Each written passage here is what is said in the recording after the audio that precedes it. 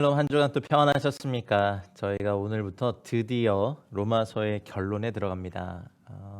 거의 1년간을 저희가 로마서의 말씀을 가지고 매주 여러분을 찾아뵙고 또 함께 이렇게 씨름해 왔는데요. 정말 위대한 결론, 로마서의 결론이 오늘부터 또 16장까지 시작이 됩니다. 계신 자리에서 제가 이제 먼저 기도하고 오늘 하나님 말씀 앞에 서겠습니다. 존귀하신 주님 감사합니다. 저희들에게 로마서의 말씀을 먹여주셔서 감사합니다. 바라고 소망하는 것은 우리의 영혼에 주의 말씀으로 새겨주시고 이 말씀이 절대로 지워지지 않는 하나님의 놀라운 비밀한 것으로 저희들의 영혼에 인쳐지게 하여 주시옵소서. 주의 말씀의 충만함, 주의 말씀의 은혜, 또 주님의 말씀의 거룩함, 또 주의 말씀의 능력으로 저희 모두에게 역사하여 주시고 2000년 전 주여함이 복음을 위하여 자신의 온 삶을 전제와 같이 드린 우리 사도 바울의 또 그 숨결과 또 그와 함께 하신 하나님의 열심과 지금도 더한 열심으로 온 열방에서 일하고 계시는 우리 주 예수 그리스도의 그 열정과 마음을 고스란히 담아내는 시간 되게 하여 주시옵소서. 성령님, 종의 영혼을 통하여 말씀하여 주시고 저희 입술의 끝에 주의 말씀을 대언하시며 하나님, 저희들 모두에게 지혜와 또 계시의 영을 허락하여 주사 하나님의 말씀을 지식으로 받아들이는 것이 아니라 깨닫고 행할 수 있는 우리 삶의 근간이 세워지는 놀라운 시간들 되게 하여 주시옵소서. 7절의 짧은 절이지만 하나님, 여기에 나타난 또 사도 바울의 하나님의 열심에 또 인류를 향한 주님의 그 비밀과 주님의 계획들이 저희들에게 계시되는 은혜가 있게 하여 주시옵소서. 성령님 이끌어 주시고 성령님께서 직접 가르쳐 주시길 원합니다. 감사함의 이 모든 말씀 예수님의 이름으로 기도하였습니다. 아멘. 저번 시간까지 저희가 로마서 15장 앞부분을 봤는데요. 저번 시간에 말씀드린 것처럼 로마서 15장 앞부분에 굉장히 많은 구약의 말씀들이 인용되면서 열방들이 또 이방인들이 어떻게 주 앞에 돌아와 함께 주님 앞에 설 건지, 그래서 계속해서 이방인들이 어떻게 긍휼하심으로 말미암아 주님께 돌아오고 열방들이 주의 백성과 함께 즐거워하고 열방들이 주를 찬양하고 찬송하는지, 그리고 이사야의 예언을 인용해서 이새의 뿔이 열방을 다스리기 위해 일어나시니 예수님께서 열방의 주인이 되시고 열방이 예수님께 소망을 두리라 하였느니라 라면서 사실은 로마서의 모든 중심 논의와 교훈들을 맞춰요. 그리고 저번 시간에 말씀드린 것처럼 로마서 15장 13절에 소망의 하나님이 모든 기쁨과 평강을 믿음 안에서 너에게 충만하게 하사 성령의 능력으로 소망이 넘치게 하시길 원한다, 축도와 같이 마무리를 해버렸습니다. 그래서 로마서 15장 14절부터 오늘부터 할 이 내용들은 로마서의 결론입니다. 여기까지 올 수 있었나 했는데 왔습니다. 그래서 너무 저도 좋고요. 로마서의 중심 논의들, 어마어마한 진리들이 1장부터 15장까지 쏟아져 나왔죠. 바라기로는, 또 여러분을 위해서 기도하기로는 성령님께서 이제 여러분을 직접 가르쳐 주시고 이 하나님의 말씀을 깨닫게 하시고 하나님의 말씀에 새겨지게 하는 은혜가 있기를 저는 그냥 한 사람의 성경 교사로서 여러분을 섬긴 것뿐이고, 이제 여러분 안에 뿌려진 로마서라는 이 엄청난 진리의 씨앗들이 잘 자라고 마귀와 사탄에게 빼앗기지 않고 하나님께서 이걸 잘 물주시고 자라게 하고 가지치기 해주시고 열매 맺게 하셔서 로마서라는 어마어마한 진리가 여러분 안에서 큰 복음의 나무가 되기를, 많은 열매 맺기를 주 이름으로 축원합니다. 그래서 이제 로마서 15장 14절부터 21절까지 사도 바울이 어쩌면 내가 왜 이런 사역을 하는지, 앞으로 어떤 계획을 갖고 있는지, 앞으로 어떻게 할 건지, 또 16장에 가면 자기와 동역하고 있는 수많은 사람들의 이름을 하나씩 쓰면서 그들에게 감사도 표하고 이제 이 모든 것을 이루실 하나님께 이 복음의 위대한 일에 자신을 참여하게 하신, 그래서 오늘 말씀의 주제도 내게 주신 은혜로 말미암아라는 제목을 제가 잡아봤는데, 이 모든 것이 다 사도 바울을 구원하신 은혜, 사도 바울을 사도로 삼으신, 사울을 사도로 삼으신 하나님의 은혜, 그것이 사도 바울의 인생의 어쩌면 두 바퀴의 축이었던 것 같아요. 그래서 지금까지 내가 어떻게 사도직을 행해왔고 또 그것에 기초해서 앞으로 어떻게 이 복음의 사역들을 할 것인지 이방인 선교 사역에 대해서 아직 만나지도 않은 이 로마 교인들에게 나누기 시작해요.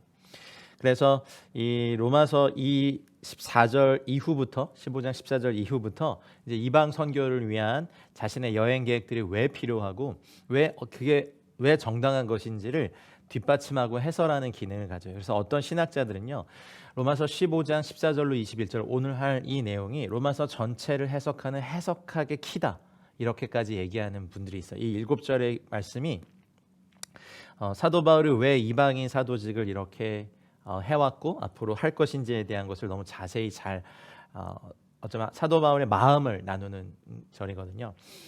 그래서 바울이 이방인들을 위해서 자기가 사도직을 받았고 또 복음을 전하고 있기 때문에 이 로마서라는 편지를 쓰게 됐다, 이런 말도 하고 있고, 그의 이방 선교 사역은 하나님의 구원 계획을 완성하는 데 중요하다는 걸 또 이번 본문을 통해서 말해요.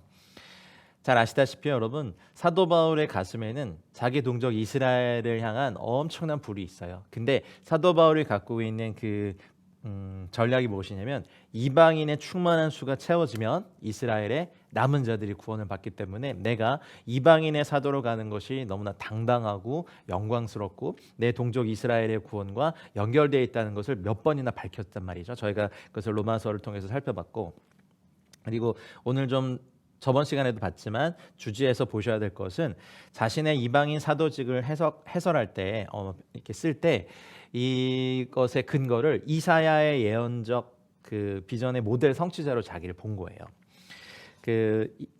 이따가도 한 번 더 써드리겠지만 이사야 49장 6절 같은 말씀에 보면 여호와의 종이 땅 끝까지 이르러 이방인들에게 하나님의 영광을 선포할 것을 예언한 것을 또 이따 인용합니다. 부분적으로 인용합니다. 그래서 바울은 자신이 이따가 볼 19절에 보면 예루살렘으로부터 두루 행하여 일루리곤까지 그리스도의 복음을 편만하게 전파하였다라고 말하거든요. 예루살렘은 아시니까 일루리곤은 지금의 유고슬라비아와 알바니아가 속해 있는 지역입니다. 거리상으로 보면요, 그것이 약 2,000km 정도 되거든요. 어마어마한 거리예요.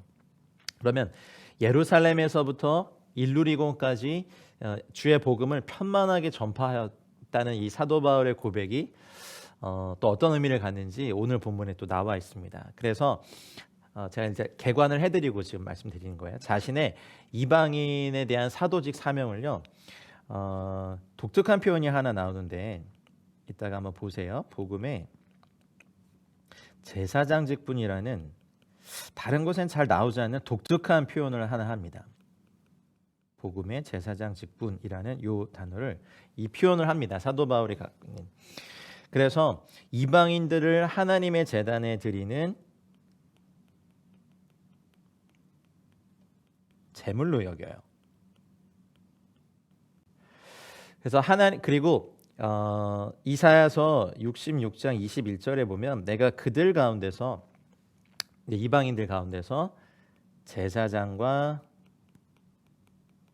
레위인을 삼겠다라는 이사야 선지자의 예언이 있어요.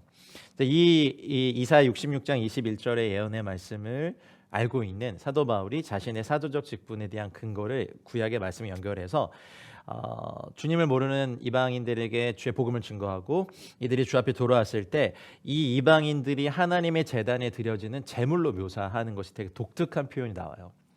이것이 사도 바울이 갖고 있었던 자신의 사도직에 대한, 그리고 이방인 선교에 대한 사도 바울의 마음이었고 하나님 말씀의 근거였구나. 이것이 사도 바울의 부르심이었고 이것이 사도 바울의 정체성이었구나를 오늘 이것을 통하여서 보실 수 있습니다. 그래서 로마서의 대가들 신학자들이 로마서 15장 14절로 21절까지를 로마서 전체를 해석하는 해석학 열쇠 키다라고 말씀하시는 거죠. 이사야서 49장 6절에 보면 그가 이르시되 네가 나의 종이 되어 야곱의 지파들을 일으키며 이스라엘 중에 보존된 자를 돌아오게 할 것은 매우 쉬운 일이라. 내가 또 너를 이방의 빛으로 삼아 나의 구원을 베풀어서 땅끝까지 이르게 하리라.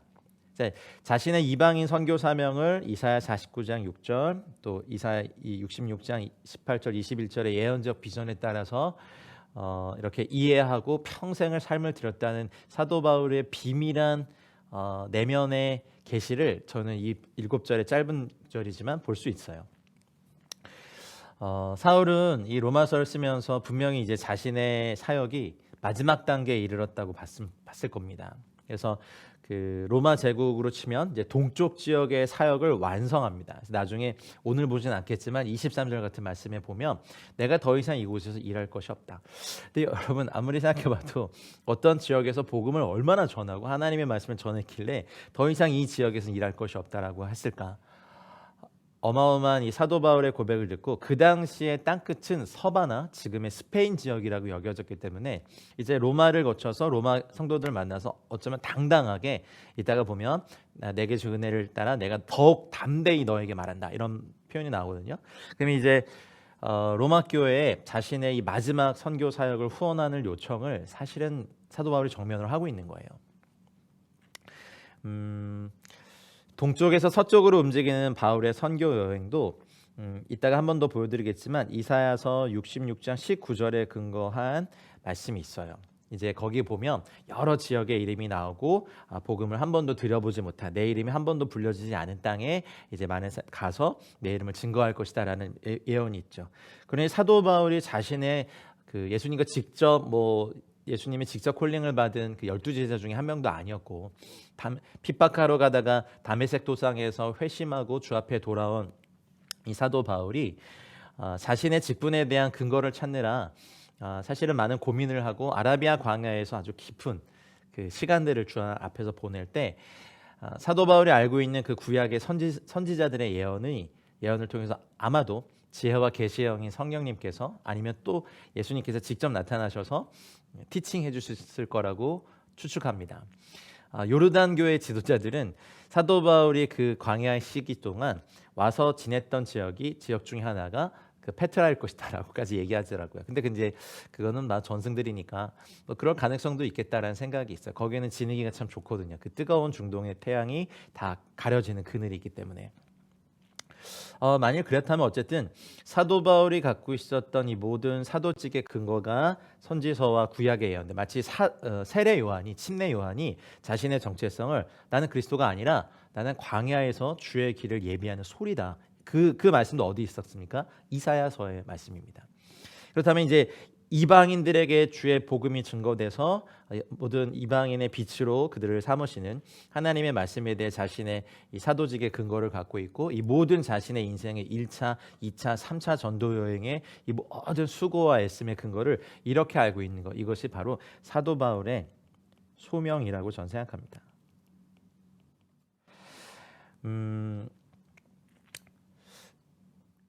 로마서 1장에서 11장까지 사실은 복음에 대한 위대한 강해는 끝났어요. 그리고 로마서 12장 1절부터 저번 시간에 본 15장 13절까지는요. 어찌 보면 권면이에요. 여러 가지 관계, 일상생활에 대해서 실제로 성도들이 어떻게 살아야 되는지. 그래서 로마서의 본격적인 내용은 저번 시간까지 해서 다 끝난 거예요. 그래서 이제 바울의 이 서신서를 읽고 있는 이 로마의 성도들이 5절과 13절이 그 평강의 하나님께서 모든 기쁨과 소망의 하나님이 모든 기쁨과 평강을 믿음 안에서 너에게 충만하게 하사 성령의 능력으로 소망이 넘치게 하시길 원한다. 이게 거의 축도 분위기잖아요. 그래서 로마서의 결론이라고 생각했을 거지만 하지만 바울의 말이 끝나지 않은 거죠. 바울은 이제 앞에서 털어놓았던 로마 교회와 자신의 관계 문제를 되돌아가려고요. 혹시 기억하십니까? 로마서 1장이 기억하십니까? 내가 너희에게 가기 원하는 것을 이라고 얘기했던 너희들에게 다시 복음을 증거하게 함이고 어떤 신령한 은사를 너희들에게 나눠주게 합니다. 그리고 너희와 교제가 있고 너희로 인하여 기뻐하게 합니다라는 그 로마서를 처음 쓰면서 했었던 그 관계로 로마 교회의 관계로 돌아가요. 대신 그 중간에 복음에 대한 위대한 강해들, 개신교의 틀이 된 이 하나님의 교회의 진리의 기둥이 된 그 엄청난 진리들이 이제 강해가 되었고 12장부터는 여러 관계 안에서 이제 권면이 되었고 다시 로마 교회의 관계로 이렇게 딱 들어가면서 사실은 그분의 사도 바울의 사역의 특성들 여러 가지 비밀을 털어놓기 원하는 것이 오늘 시작되는 반문이에요. 어쩌면 그동안 굉장히 신랄한 비판도 있었고 비난도 있었고 꾸짖음도 있었고 권면도 있었고 격려도 있었어요. 근데 로마 교회는 사도 바울이 세운 교회가 아니거든요. 그러면 이제 예의상 이러면 안 되죠. 근데 사도 바울은 자신이 설립하지도 않았고 사실 아직 한 번도 방문하지 않은 교회에 이제 이런 편지를 보내는 것이 사실은 이제 뭐 저 유교적인 문화권 이런 걸 보면 주제 넘은 일이에요. 뭐라고 자기가. 근데 그 이 14절을 보실까요? 14절 보면 같이 읽어보고 시작할게요. 자, 시작. 내 형제들아 너희가 스스로 선함이 가득하고 모든 지식이 차서 능히 서로 권하는 자임을 나도 확신하노라. 페페스마이라고 내가 확신하였다. 네, 그러나 이제 아델포이무 나의 형제들아라고 부릅니다. 나의 형제들아. 어쩌면 로마의 교회의 성도들이 신앙이 불완전하고 미성숙하고 뭐 이런 것으로 간주하는 인상을 받을 만한 표현들을 앞에 많이 했죠. 너무 거리낌 없이 말했고 어쩌면 이제 사도 바울이 할아버지가 되셔서 자기가 쓴 이 서신서가 로마 교인들에게 어떻게 받아들일지에 대한 우려하는 마음을 갖고 있었던 것 같아요. 그래서 근데 내가 확신하는 게 있다. 나의 형제들아. 이렇게 이제 처음으로 형제들아 이렇게 불러요. 이게 사실 굉장히 그 다정하고 솔직한 표현이잖아요. 아델포이 뭐 나의 형제들아. 근데 여기 이제 사도 바울이 세 가지를 확신하고 칭찬하는데 첫 번째가 뭐냐면 너희가 선함이 가득하구나. 두 번째는 모든 지식이 넘쳐나는구나. 세 번째는 서로 훈계하고 가르치는 권하는 사람들이구나. 그것을 내가 확신한다라고 말해요. 여러분 이 표현으로 보면 사도 바울이 만약에 지금 2022년 한국 교회를 이렇게 둘러보면서 한국 교회 천만 성도님들에게 내 형제들아 내가 둘러보니 너희가 스스로 선함이 가득하고 모든 지식이 차서 능히 서로 권하는 자임을 내가 확신한다 라는 평가를 받았으면 좋겠습니다. 뭐 그 어떨지는 모르죠. 사도 바울이 왔다가 뭐 이렇게 뭐 예전에 그런 이제 한 컷짜리 만화를 그림을 본 적이 있어요. 예수님이 이제 앉아 계시다가 막 나가요. 사람들이 꽉 앉아 장의자에 앉아 있는데 그래서 예수님 이제 앞에서 막 예배가 진행돼 나가면서 미안 교회인 줄 알았어요. 하면서 예수님 나가시는. 근데 그 한 컷의 만화 그 그림이었는데 이게 이제 시사하는 바가 되게 많았어요. 교회는 죄인들이 오는 곳입니다. 죄인들이 오는 곳이고 그곳에 구원의 복음을 듣고 십자가의 복음을 듣고 하나님 백성 되는 곳이고 그러니 이제 뭐 도둑놈이든 창녀든 세리든 사기꾼이 다 그런 사람들이 와서 주의 말씀을 들어야 되는데 그런 사람 들어오지도 못하고 정말 그 삐까뻔쩍하게 입은 사람들 부자들 뭐 지위 있는 사람들이 쫙 좋은 자리에 앉아가지고 그러니 예수님 그거 딱 보시고 미안합니다 교회인 줄 알았습니다 이렇게 나가시는 모습이 좀 씁쓸하더라고요. 사도들이 2022년 동시대 저희들과 동시대를 살고 있으면 과연 저희들을 향하여서 또 교회들을 향하여서 어떤 평가를 하실까? 사도 바울은 한 번도 만나보지 못한 로마 교회를 향하여서 선함이 가득하구나. 여러분 양선은요 성령의 열매잖아요. 근데 그걸 보면 이 아가도시네스, 아가데톤이라는 요 단어 선함은 갈라디아서 보면 이제 양선으로 번역된 그 단어의 어원과 같거든요. 그러니까 그 한 사람의 인생에 선한 것을 좋아하고 선한 것을 추구하고 또 선한 일들을 도모하는 일이 있다는 것은 그 자체로 이미 성령이 충만한 거죠. 우리 이제 성령 충만 그런 막 은사, 막 예언, 환상, 치유, 축사 이런 거 보는데 사실 로마 교회는 그 엄청난 성적인 방탕의 시대를 살고 있는 그 시대에 버려져 있는 아이들을 데려다가 길렀고요. 나그네를 대접했고요. 노예들이든 검투사들이든 또 천대받는 여성들이든 받아주고 함께 공동체를 이루고 적어도 만찬 때는 함께 떡을 나누는 이게 상상이 안 돼요. 귀족과 노예가 한 상에서 같이 그리스도의 몸을 나누는 것. 지금 저희들의 성찬과는 너무나 다른 어쩌면 뭐 대한민국 상위 2%만 다닌다는 교회 왜 그런 교회가 있는지는 전 잘 모르겠는데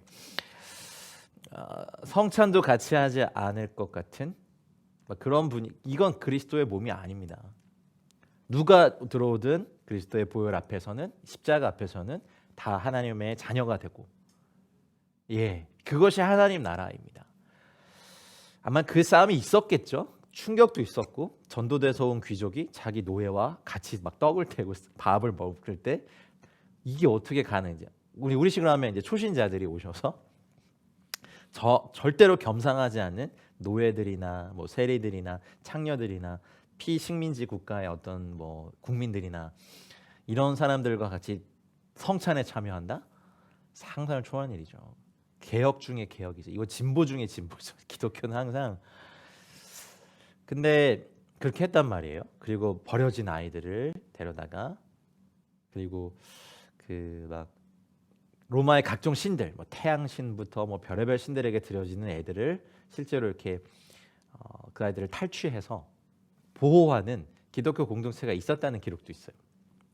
그래서 길러내는 아이들을 봤을 때, 그리고 신앙이 깊은 사람들은 자기 거라고 여기지 않고 자기의 소유를 팔아서 사람들과 공유하는 것을 봤을 때, 그 소문이 계속해서 로마 전체에 막 이렇게 퍼져갔어요. 로마의 황제들이 나중에 이 로마서가 쓰여지고 난 이후부터 엄청난 이제 박해들을 로마의 이제 10차 대박해라고 일컬어진 초대교회의 10개 큰 박해를 일으키는데 거기에서도 선한 일을 계속합니다. 로마 교회는. 사도 바울은 이걸 안 거죠. 그래서 저희 한국 교회도 또 열방에 흩어져 있는 디아스포라 우리 한인 교회들도 선함이 가득한 일들.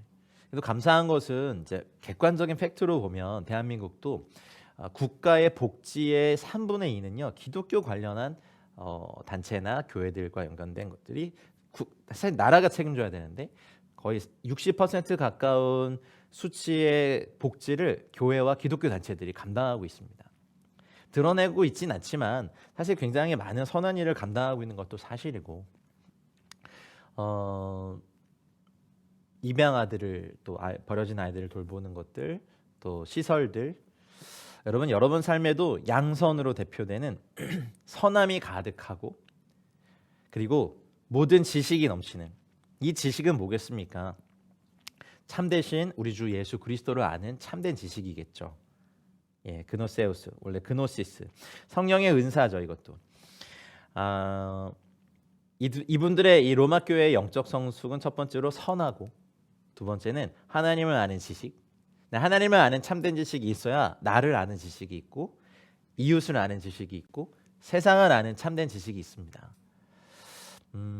대학교 때 각종 다른 뭐 이렇게 전공들을 하셨죠? 뭐 고등학교 때도 공부하시면서.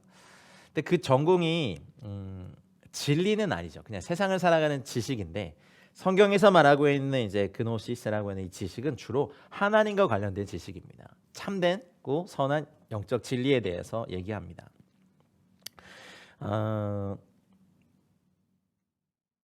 지식이라고 말해진 이 단어 앞에 여기 이제 파세스라고 하는 이 단어는 모든이라는 수로는 이제 온갖 종류의 지식을 함축하는데 구원에 대한 지식, 사실 뭐 신학을 배워보면요 아시겠지만 뭐 조직 신학, 역사 신학, 실천 신학, 성령 신학, 뭐 굉장히 신학도 종류가 많아요. 교의 신학 등등등. 그러니 이제 그렇게 대표된 하나님과 관련된 또 성경과 인류에 관련된 이 모든 지식들이 충만한 그 당시 세계 최강 대국 로마는 노예들을 삼을 때 특별히 학자들이나 기술자들은 죽이지 않았죠. 역사상 대제국을 건설한 모든 제국의 공통적인 특징이 있는데 지식인이나 기술자들은 죽이지 않았어요. 원나라 몽고 징기스칸도요. 항상 지식인들이나 기술자들은 죽이지 않았어요. 그래서 그 이슬람 국가가 전쟁했을 때 그들이 쓰는 이 반달 모양으로 휘어진 칼이 원래는 이제 처음에 몽고군이 그런 칼이 없었거든요. 근데 그 효용성을 보고 이 사람을 살려서 그 칼을 만들게 해서 이제 기마병이 이렇게 빠른 속도로 스피디하게 달려가면서 이렇게 휘어진 칼로 중무장한 유럽의 그 기사들을요 목을 거버렸죠. 이걸 막을 수가 없는 거예요. 그러니까 지식인들을 존중하는 그 당시 로마에는 각종 민족의 최고 지식자들, 학자들, 뭐 기술자들이 존재했는데 이 지식 중에서 가장 뛰어난 하나님을 아는 지식. 근데 사실 그들의 입장을 보면 뭐야 유대교 그들이 섬기는 여호와, 뭐야, 신상도 없는데 이상한 신이야. 그 신은 자기를 새기지도 못하게 해. 아, 그런 신이 있어? 아유, 그냥 핫바리 신이네. 뭐 이렇게 했겠죠. 그 당시 얘기로는. 뭐 그딴 신을 믿어라고 했는데, 기독교인이 되고 또 예수 그리스도 십자가, 뭐 십자가에서 처형당한 죄인을 믿는데, 그러면 이제 그 당시 로마 귀족의 표현으로 보면 미친 거 아니야? 미쳤지. 아니, 십자가에 달려 죽은 죄인을 왜 믿어? 그치, 이상하지. 거기는 또 신분 철폐도 막 주장하는 거래. 아니, 미쳤어? 반역자들 아니야?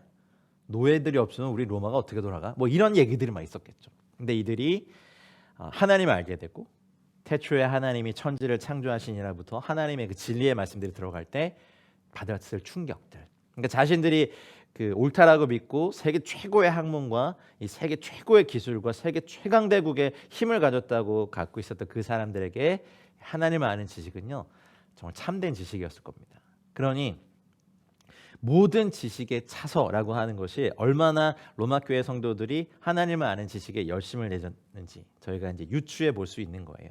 여러분, 저희도 세상에 뭐 여러 가지, 요즘 이제 서점에 가보면, 저는 이게 서점에 가보는 제가 제일 좋아하는데, 어떤 책들을 읽으시나 보면 이제 1위부터 10위까지가 다 재테크에 관련된 책들이더라고요. 꼭 경제 분야가 아닌데도, 물론 이제 그 필요한 지식들이죠. 필요한 지식들이고, 나도 좀 공부해 볼까. 그런 거 있는데, 이 모든 것에 뛰어난 영혼을 아는 지식, 우리 참되신 하나님을 아는 지식이 세상의 모든 지식의 근간입니다. 그러니 선함이 가득하고 모든 지식이 차고 넘쳐요. 요 단어 보세요. 차고 넘쳐요. 그 플레로, 이게 이제 성령의 충만을 얘기할 때 쓰는 단어잖아요. 그래서 페플러 로메노이, 이건 이제 그 남성 2인칭 복수형이기 때문에 이렇게 썼는데, 지식이 충만해서 차고 넘치는. 와, 얼마나 지식이 넘치면 이럴까.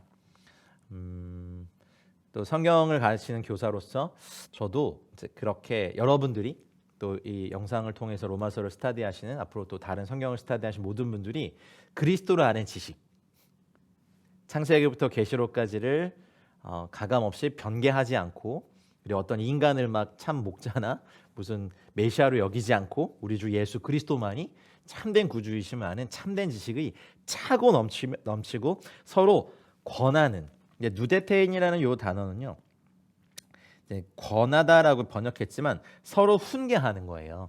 훈계는 의와 책망과 바르게 함과 의로 교육하는 게 다 포함된 거죠. 교회가 항상 달달하고 그냥 잘 될 거야, 회개 없는 축복만을 가리키거나, 그거 진짜 위선이거든요. 회개 없이 축복을 아무리 선포해도요, 그렇게 안 되더라고요. 회개를 먼저 가르치고 깨끗하게 되고 그 안에 주님의 축복이 임하면요, 이 효과는 정말 배가 됩니다. 그러니 서로 권면한다는 것은 훈계하다예요. 가정 대 가정이 되게 친한 증거가 뭐냐면, 이쪽 집 부모가 이쪽 집 아이를 훈계할 수도 있으면 그 가정들은 진짜 서로가 서로를 신뢰하는 관계더라고요. 매일 기도와 노동과 말씀과 예배로 사는 공동체들도요, 깨지는 계기가 뭔지 아세요? 자녀 교육 때문에 깨져요. 그리고 우리 아이는 이거 교육 못 시키는데 저 집 아이는 이거 시키네. 공동체라면서 같이 해야 되지 않아요? 막 이렇게 하면서 막 싸울 때. 근데 그 진짜로 이 로마 교회 교인들은 아이들 같이 키우면, 그때 뭐 로마에 학원이 있었는지 잘 모르겠습니다만 교회 안에 들어온 그 다양한 구성원들이 각기 자기의 재능으로 아이들을 가르쳤던 일들이 있었을 거라고 생각합니다. 그러니까 우리가 서로가 서로를 권면하고 훈계하고 잘한 것을 막 칭찬해주고 막 이렇게 세워주는 일들 많아졌으면 좋겠습니다. 눈치 봐서 못 가르치는 거 아닙니다. 뭐 성도들이 어려워할까봐 재정에 관해서 헌금 설계 못하는 거 죄라고 생각합니다.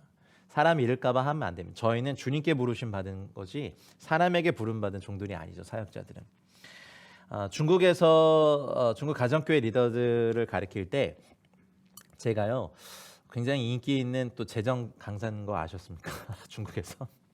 왜냐하면 중국 목자들은 그런 헌금 설교를 잘 하지 못하는 걸 알았어요. 그래서 왜 안 하시냐고 물어봤더니 이제 그분들에게서 사례를 받잖아요. 그러다 보니까 그걸 못하는 거예요. 그리고 중국 분들은, 저희 한국 사람들은 세계관이 샤머니즘인데 중국 분들은 세계관이 만모니즘이에요.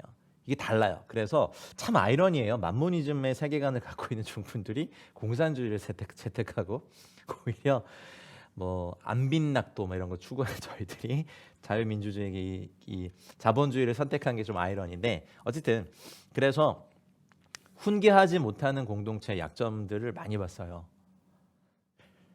막 꾸짖고 소리 지르고 막 욕하고 그러라는 게 아니라 말씀에 근거해서 정확하게 가르쳐야 된다는 거죠. 가르쳐도 안 되는 건 할 수 없지만 그 이제 성령께 맡겨야죠. 그러나 가르치지도 않고 눈치를 보고 하지 않는다면 하나님의 메신저 사자가 아니죠. 말씀을 들으시는 분들 중에 또 우리 부모님들 축복합니다. 자녀들이 마음 상할까봐 거짓말하지 말라고 안 가르치실 겁니까? 어휴, 우리 아이가 내가 이렇게 심하게 말하면 마음에 상처받아서 그럴 것 같아요. 라고 막 도둑질하는 거 보고 계실 겁니까? 그건 부모님이 아니죠. 일반적인 부모님이 아니죠. 때려서라도 가르쳐야죠. 제가 말씀드렸잖아요. 어렸을 때 그 헌금 일부 이렇게 가져다가 오락실에서 오락하다가 엄마한테 현장에서 검거돼가지고 죽도록 맞았다고. 그래서 맞다가 도망친 적이 있었어요. 근데 그 가르침이 지금 뭐 하나님 거에 대해서 감히 이제 손을 대지 않는 좋은 태도를 가르쳐 주셨어요. 그래서 로마 교회는 선함이 가득했고요, 지식이 막 차고 넘쳤고요, 서로 훈계할 수 있었어요. 그러니 사도 바울의 이 칭찬, 그러니 이 로마 교회에 대해서 자신의 이제 앞으로의 계획들을 말할 수 있는 이제 이런 상황이 되죠. 그 예전에 많이 읽었던 책들, 칭찬은 고래도 춤추게 한다는 책 있잖아요. 그게 누구더라? 켄 블랜차드라는 사람이었나? 하여튼 뭐 그런 분들이 그런 분이 썼는데, 칭찬은 고래도 춤추게 하긴 하는데 그러면은 도대체 언제 일을 쉬지? 뭐 이런 거. 근데 이제 물은 알고 있다? 에모투 마사루인가요? 그 일본 파동학자가 쓴 그 책 보더라도 그 물을 향해서 너를 막 죽여버리겠다, 막 증오한다, 막 저주하면 그 물의 결정체가 막 깨지는 게 막 있잖아요. 너무 신기했어요. 근데 사랑한다, 축복한다, 물에 대해서도 좋은 파동의 말을 들려주면 그 물의 결정 육면체가 다 이렇게 돼가 육각수를 마시는, 너무 신기했어요. 그러니 그 선함이 가득하고 모든 지식이 이 지식은 하나님에 대한, 성경에 대한, 우리 진리에 대한 지식, 우리 주 예수 그리스도에 대한 지식입니다. 그리고 서로 권하고 훈계할 수 있는 그런 공동체 꼭 되고 싶고, 여러분도 그런 공동체 가정부터 만드시고 그런 교회가 되시길 축복합니다. 그러니 우리가 만나면 서로 감사하고 기뻐하고 서로 기도해주고 서로 칭찬하고 무엇인가를 나누고 서로 세워주고 축복하는 일들이 많아져서 선함, 지식, 서로 권하는 태도가 로마 교회에서 저희가 배워야 될 거예요. 저희 에클레시아도 그러길 소망하고 또 여러분의 삶에도 그렇게 되길 원합니다. 이제 14절이 제 이제 어쩌면 이 21절까지의 얘기를 할 수 있는 근거가 되고, 이제 많은 사람들이 생각할 때 그 로마의 엄청난 제국을 세 차례나 돌면서 이제 평생을 사역에 바쳤으니 사도 바울이 이제 은퇴할 때가 됐구나. 근데 사도 바울은 그렇지 않았어요. 오히려 자기가 개척하고 교회가 세워진 곳에 그 문명 세계의 사역들을 유능한 사람들에게 맡기고 이제 복음의 불모지에 가서 복음을 전할 기회가 개척자인 사도 바울의 DNA를 건드렸죠. 이 노사도 바울이 자신이 평생 1차 전도여행, 2차 전도여행, 3차 전도여행, 각종 서신서와 눈물의 기도와 권면과 훈계와 돌의 맞음과 뭐 이런 것을 통해서 다 이렇게 돌봤던 공동체들을 이제 제자들에게 맡기고 충성된 사람들에게 맡기고 그 당시 땅 끝으로 가기 위한 이것들을 밝히면서 이 서신서를 쓰고 있는 사도 바울의 마음입니다. 혹시 이 로마서를 담임 목사님들이 보실 일이 거의 없겠지만 저도 압니다. 근데 목사님들이 계시다면 개척을 내보내지 마시고 맡기시고 담임 목사님들이 나와서 개척하시면 어떨까요? 원래 담임 목사님들이 개척 제일 잘해요. 그죠? 생각해보니 저도 항상 개척하는 자리에 보내셔가지고 네 한때는 그게 불만인 적이 있었거든요. 근데 개척하고 순종하면 어떤 공동체들이 일어나는 것에 영광이 있습니다. 사도 바울은 이 마지막 노년을 복음에 편안하게 은퇴해서 그냥 개척한 교회들이 조금씩 주는 연보 받고 편안하게 사는 게 아니라 복음의 불모지로 가서 이제 자신의 마지막 인생을 전제와 같이 쏟아들이기 위한 사도 바울의 열정을 저희도 분받아야 될 줄 믿습니다. 우리 15절로 넘어갈까요? 읽겠습니다. 그러나 내가 너희로 다시 생각나게 하려고 하나님께서 내게 주신 은혜로 말미암아 더욱 담대히 대량 너희에게 썼노니 아멘. 톨메르테론이라는 요 단어, 이게 이제 더욱 담대히 이렇게 말한다라는 거예요. 더욱 담대히.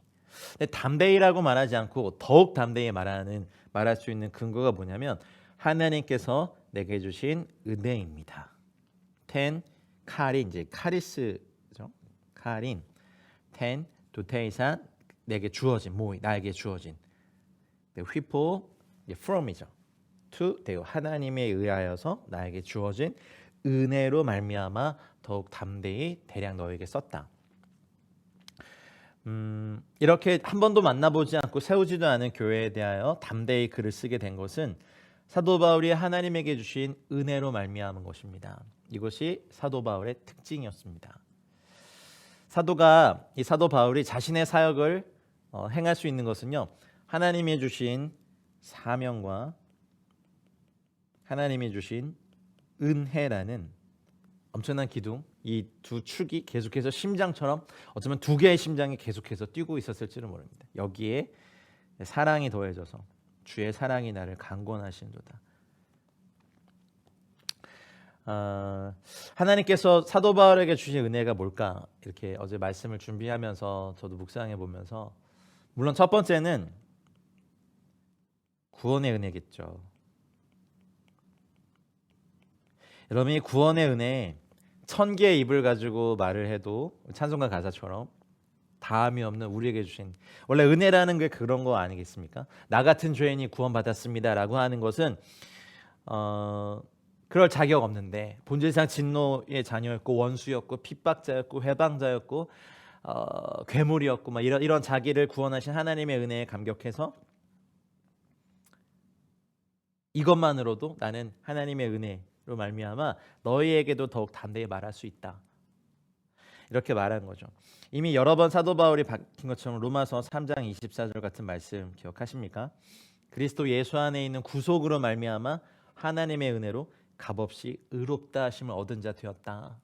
이게 얼마나 경천동지할 만한 진리입니까? 그 당시 모든 다른 이방신을 섬기는 것은 재물과 의무와 책무와 과할 정도의 어떤 받침과 이런 게 있었어야 됐어요. 그러나 사도 바울이 얘기한 우리가 섬기는 예수 그리스도 하나님은요, 그의 구속으로 말미암아, 예수 안에 있는 구속으로 말미암아 하나님의 은혜로 값없이 의롭다 하심을 얻은 자 되었고, 로마서 5장 2절 같은 말씀도 저희가 살펴봤죠. 또한 그로 말미암아 우리가 믿음으로 서 있는 이 은혜에 들어감을 입었으며. 그러니까 바울은 내가 이렇게 할 수밖에 없는 첫 번째 은혜가 있는데, 구원의 은혜다. 은혜로 말미암아, 하나님 내게 주신 은혜로 나는 그렇게 다메섹 도상에 내가 스데반의 죽음에 관여했고, 많은 사람들이 막 집으로까지 찾아 들어가서 교회를 진멸했고, 또 공문 들고 찾아가서 다메섹 가는 도중에 주께서 나를 부르셨고 은혜를 주셨, 이것으로 너무 감사한 첫 번째 은혜였고, 어쩌면 두 번째 은혜, 그를 이걸 뭐라고 표현할까요? 사도로 부르신 은혜입니다. 사명을 주신 은혜,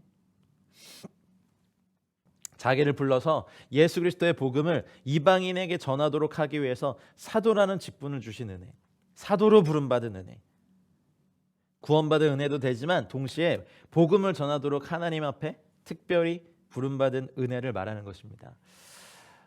저도 말씀 사역을 섬기면서 이 직분이 굉장히 영광스러운 거구나, 건강이 허락하는 한, 아니면 하나님께서 목숨을 붙여주시는 한 정말 변질되지 말고 더 날마다 말씀 앞에서 이 직분을 감당하자, 그렇게 다짐하고 어떨 때는 말씀 준비하고 연구하는 게 되게 지루하고 힘들고 이렇게까지 해야 되나 싶을 정도의 그렇게 마음이 들다가도, 그래 나 같은 게 말씀을 가르칠 수 있는 자리에 서 있는 것이 얼마나 큰 은혜일까.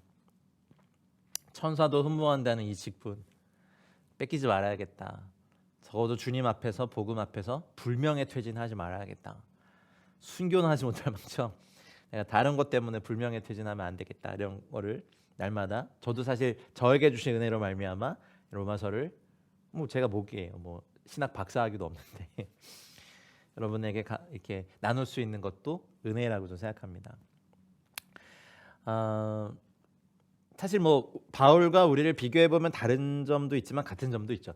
그 다른 점은 모든 사람이 여러분 사도 바울 같은 부르심을 받는다는 건 아니에요. 솔직히 타문화권 선교사로 부르심 받는 건 기독교인 1000명 중에 한두 명 정도? 한두 명도 안 될 수도 있어요. 0. 몇 프로일 수도 있어요. 모든 사람이 또 목사로 부르심 받지도 않아요. 여러분, 여러분이 지금 있는 그 자리가 여러분의 부르심의 자리가 이게 이제 칼빈이 말했던 종교개혁자들이 그렇게 부르짖었던 소명의식이에요. 직업 소명. 모든 사람이 정치인으로 또 부르심 받거나 재능이 있는 것도 아니고 모든 사람이 또 이렇게 경제활동, 비즈니스 사업을 잘할 수 있는 것도 아니잖아요. 그러니 지금 여러분의 그 자리가 하나님이 여러분에게 주신 어쩌면 그곳으로 아포스톨로 이렇게 보내심 받은 사도. 사도란 뜻 자체가 보내심을 받은 자거든요. 그러니 여러분을 그 자리에 보내신 하나님의 은혜가 있습니다. 공무원이십니까? 그러면 여러분 그 기관의 영향력을 받는 그곳에 하나님의 나라가 임하게 하십시오. 아멘. 정말 왕을 섬기는 예배를 그곳에서 하십시오. SNS를 이렇게 좀 살펴보다가 저는 주로 눈팅을 하거든요. 이렇게 글을 올리고 하는 게 잘 안 하는데 커피 찌꺼기 많이 나오잖아요. 한국 사람은 커피 엄청 먹잖아요. 커피 찌꺼기 1톤을 태워서 소각하면요, 이 환경 오염이 어마어마한 걸 잘 알았습니다. 그 1톤을 소각하고 없애면 자동차 1만 1000대가 1년 동안 배출하는 이산화탄소량이 배출된대요. 그래서 한 분이 어떻게 하면 이것들의 이런 이산화탄소량을 줄이고 이것들을 다시 재활용해서 연료로 쓸 수 있는 여러 가지로 만들 수 있는 고민하면서 기도하면서 그걸 연구하는 분의 어떤 그 포스팅이 된 걸 봤어요. 여러분, 저는 이런 게 또 우리 삶에 주신 예배라고 생각합니다.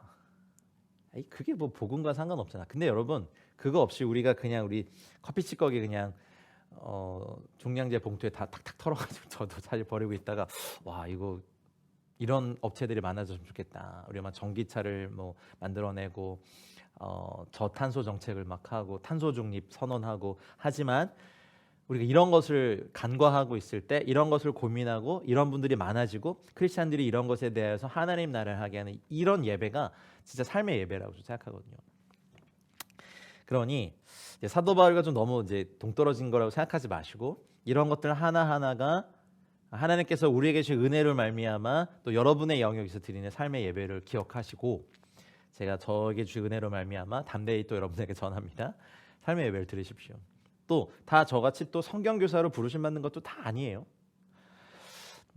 그러나 부르심 받았다면 그 영역에서 또 즐거워하며 감사하며 기뻐하며 여러분에게 주신 은혜로 말미암아 담대히 삶을 살아내십시오. 환경미화원이십니까? 거리 청소하시면서 그곳에 왕이 오시는 길을 예비한다는 마음으로 하십시오. 즐겁게 하십시오. 오지에 우편 배달하러 가는 길이 힘들어가지고 그 길에 갈 때마다 꽃씨를 뿌렸던 그 우체부 그 직원분들의 그런 걸 보면서 나중에 그것이 꽃길이 돼서 그 힘들었던 길이 내가 그냥 작은 섬김이었고 꽃을 뿌리면서 갔던 그 길이 꽃길이 되고 많은 사람들이 와서 함께 즐기는 길이 된다면 여러분이 가는 그 힘든 길이 그렇게 또 하나님 앞에서 받을 은혜로 말미암아 그것을 아름답게 만들 은혜가 있길 바랍니다.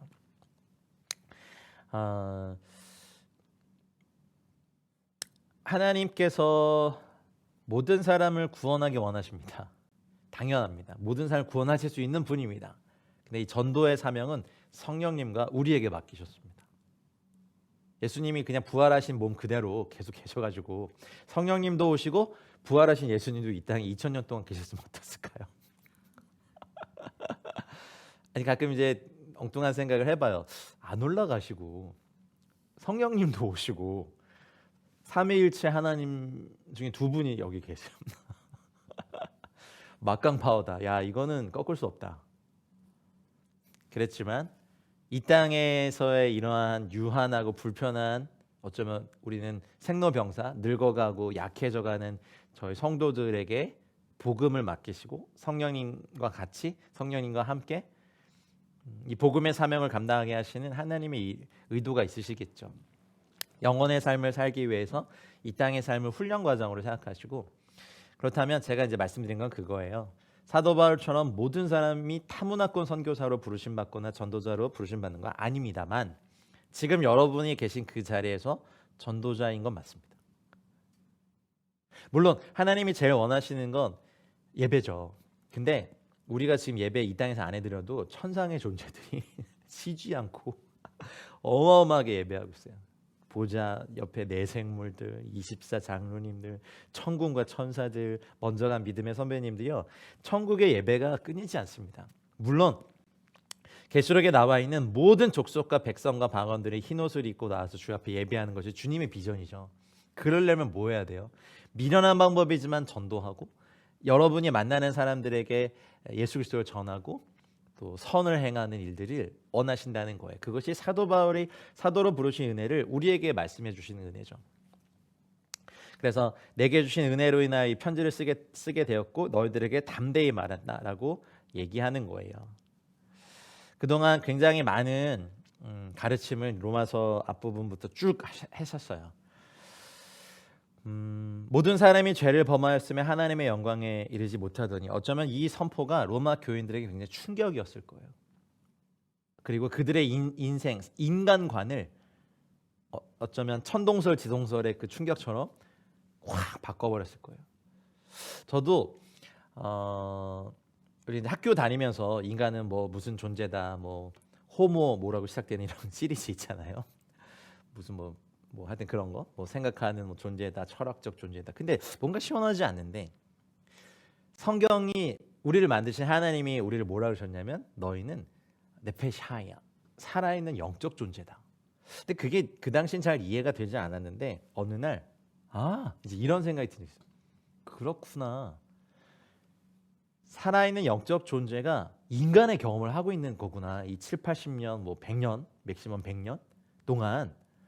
그래서 우리가 영적인 경험을 하는 게 굉장히 자연스러운 거구나. 이런 인간 간의 전환이 제 인생에 있었어요. 성경 공부를 하다가. 이제 어떻게 보면 이제 말씀에 대한 이 계시가 열린 거겠죠. 그때부터 이제 인간관이 바뀌어진 거죠. 그래서 뭐 은사를 경험하고 하는 것이 이게 너무 자연스러운 거네. 영적인 존재인 저희가 어쩌면 80년, 뭐 100년의 육체 안에 갇혀서 제한을 경험하고 절제를 경험하고 그런 거네. 그래서 은사나 뭐 성령님의 어떤 역사나 영적인 세계에 대해서 사실은 제가 그 한 단계 다른 어떤 도약을 했던 게 뭐냐면 인간이 그런 존재네. 이제 이런 거예요. 살아있는 영적 존재라면 영적인 체험을 하는 게 당연한 거잖아. 이제 이런 이제 성경의 가르침 딱 듣고 또 한 번의 전화는 근데 모든 사람이 죄를 범해서 다 쓸데없네. 이게 하나님의 진단이잖아요. 사도 바울을 통하여서 단 한 명도. 그래서 설교하는 죄인도 있고 설교를 듣는 죄인 여러분도 계시고 도둑을 잡는 죄인 경찰도 있고 잡은 죄인을 판결하는 판사 죄인도 있고 법을 제정하는 국회의원 죄인도 있고 통치하는 죄인도 있고 왕 대통령도 있고 다 죄인이네. 그렇게 또 한 번의 인간관 말씀에 근거해서 목구멍은 열린 무덤이고 입만 열리면 독이 나오고 독사의 독이 그 혀 아래 있고 근데 그것이 인간이구나. 이 두 번의 인간 간의 전환을 제가 이제 접근한 다음에 사실은 좀 안 좋은 건 뭐냐면 그래서 인간에 대해 별로 이렇게 기대를 안 하게 돼요. 나도 그런 존재인데. 그러니까 이런 거 놀라는 게 있잖아요.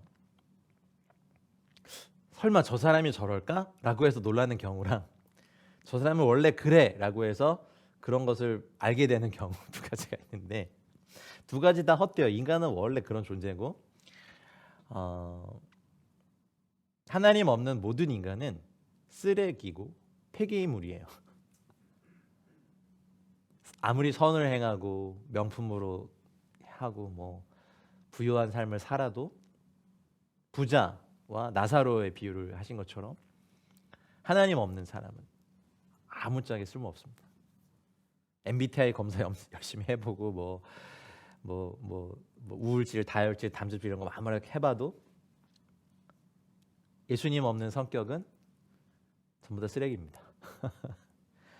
그러니 예전에 이제 존 뉴턴 노예무역선 선장이었다가 이제 어메이징 그레이스 회심하고 난 다음에 어메이징 그레이스 막 이렇게 가사를 쓴 이분이 그런 죽기 전에 이런 말을 하셨죠.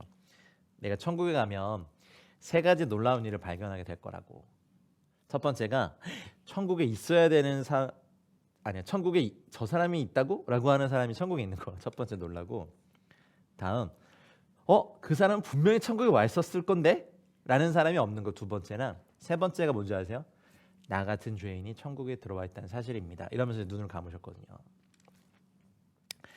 그래서 나 같은 죄인 살리시 이 찬양이 자신의 인생에 대한 거기도 하고 나중에 보면 거기서 우리 영혼이 주님의 은혜로 해처럼 밝게 빛나며 주를 찬양할 겁니다. 있어야 되는 사람이 없는 거, 있지 말아야 될 사람이 천국에 있는 거, 가장 놀라운 건 나 같은 죄인이 은혜로 천국에 들어와 있다는 거. 이 은혜가 저 여러분들에게 또 동일하게 임하시길 축복합니다. 자, 16절입니다. 같이 읽을까요? 이 은혜는 곧 나로 이방인을 위하여 그리스도 예수의 일꾼이 되어 하나님의 복음의 제사장 직분을 하게 하사 이방인을 제물로 드리는 것이 성령 안에서 거룩하게 되어 받으실 만하게 하려 하심이라. 아까 구원의 은혜도 말씀드렸고 또 사도 바울이 갖고 있었던 큰 두 번째 은혜는 자신 같은 죄인을 괴수 중에 괴수를 만삭되어 나지 못한 미련한 자 같은 자기를 그리스도 예수의 일꾼 삼으신 겁니다. 여러분, 어떠한 작은 일이라도 하나님께서 여러분에게 맡기신 일들을요 영광스럽게 생각하시고 명예롭게 생각하시고 억지로 끌려와서 십자가를 진 구레네 사람 시몬 같다. 그 십자가 경험하고요. 나중에 시몬이요, 구레네 사람 시몬은요, 초대교회 기둥 같은 사람으로 복음을 위해 헌신합니다. 미련한 저희들을 그리스도 예수의 일꾼. 근데 그리스도 예수 일꾼 되면 또 다 그만두고 신학교가 아니요. 아까도 말씀드렸듯이 여러분 좀 종교개혁자들의 직업에 대한 가르침을 좀 배울 필요가 있어요. 우리가 있는 그 자리에서 그것을 영화롭게 하는 일이 얼마나 큰 예배인지, 빵 하나를 만들어도 주께서 드실 만한 빵으로 만드는 것이 얼마나 큰 영광인지, 땅콩을 연구해도 근데 그것이 그러니까 돈을 많이 버는 것이 축복이 아니라 그 번 돈으로 주님을 위해 사는 것이 은혜의 복음 아닐까요? 그렇죠? 우리는 사실은 아무리 돈이 많아도 하루에 먹을 수 있는 위의 양, 소화시킬 수 있는 위의 양, 나중에 또 나이 드시면 소화력도 떨어지고 많이 먹으면 대사증후군, 당뇨 걸려요. 과하게 먹으면. 인간이 참 유한하고 약하고 그래요. 그리고 아무리 차가 많아도 결국 한 번에 한 대밖에 못 타요. 우리 너무 없어질 것에 마음 빼앗기지 말고 축복 많이 받으시고 재물도 많이 벌으십시오. 근데 그것을 그리스도 예수의 은혜의 일꾼이 되셔서 선하게 쓰십시오. 그리고 지식에 넘치고 서로 건면하는 아름다운 일에 여러분이 사용되고, 그러니 이 그리스도 예수의 일꾼이 된 영광 꼭 모두 다 신학교가 가고 아니에요. 아닙니다. 우리 모두는 그리스도 예수의 일꾼이에요. 우리가 로마서 1장 처음 시작할 때 기억나십니까? 예수 그리스도의 노예된 나 이제지는, 여러분의 이름 써서 우리 로마서 여정 끝까지 가자고 제가 말씀드렸죠. 노예예요. 노예는 권리가 없어요. 근데 우리 주님은 선하신 좋으신 주인이셔서 우리를 동역자 삼으시고 친구 삼으시고 유업의 상속자 삼으시고 신부 삼으세요. 여러분 여전하시죠? 이 15장까지 마치면 이제 16장까지 마칠 때까지 우리의 정체성 뭐예요? 복음의 노예, 우리 그 주 예수 그리스도의 일꾼.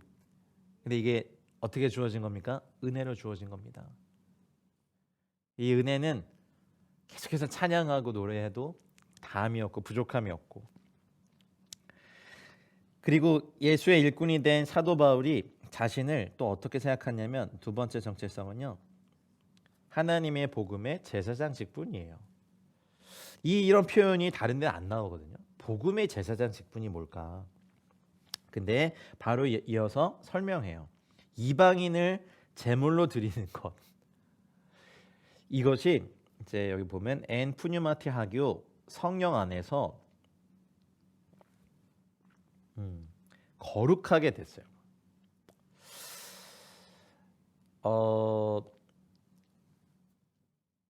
복음의 사역이 제사장의 직무를 따른 것, 그리고 복음 그 자체를 제물로 간주하면 안 돼요. 복음을 듣고 자신이 죽고 죄에 대하여 죽고 세상에 대하여 죽은 바로 그 이방인의 모습, 복음 전파로 말미암아 주 앞에 돌아온 사람들이 산 제물이 되어서 주님께 드리는, 산 제물은 제사장이 드려야 되거든요. 제물을.